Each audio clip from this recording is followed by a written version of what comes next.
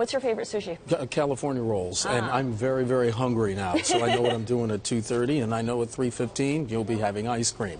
But the sushi, the price of the sushi is going up. One of the reasons is because of shipping. If you're one of these cities on the West Coast, the sushi doesn't have to travel that far, yeah, to because LA, they'll ship it overnight. Yeah. But here in New York, they'll have to ship that, and some restaurants will actually decide, you know what, let's place our order together because it's cheaper for all of us as opposed to if we do it separately. But if you're one of these restaurants that has sushi delicacies and fish that's not so well known, they probably want to make that order by themselves, and of course it's going to cost them more money. It's going to cost them more money, and you wonder to some extent whether sushi gets shipped every single night. I mean, yeah. If it's not shipped every single night, then you might be having 3-day-old fish or 4-day-old fish, which we don't want to get into. Say that. No, we're not.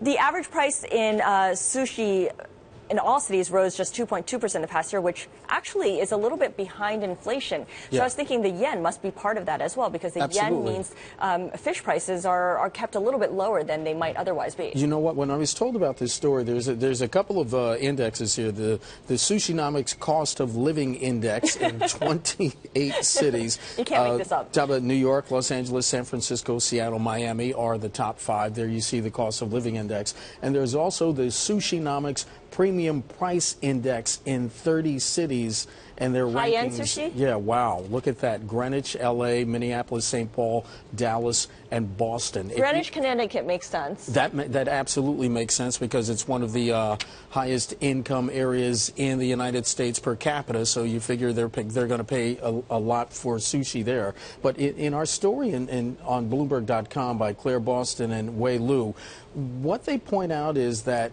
some of these restaurants, they also take into account, as we've been talking about other small businesses, rents. It costs a lot of money in some of these cities to rent that space, especially in New York, especially in Los Angeles. Absolutely, and San Francisco, not to mention as well. Well, some of that is going to get passed along to the customers too, because it's not so much about the delicacy of the raw fish, it's also the delicacy of we need to keep our restaurant here and we have to pay our lease, so some of that cost is going to be transferred to you as well.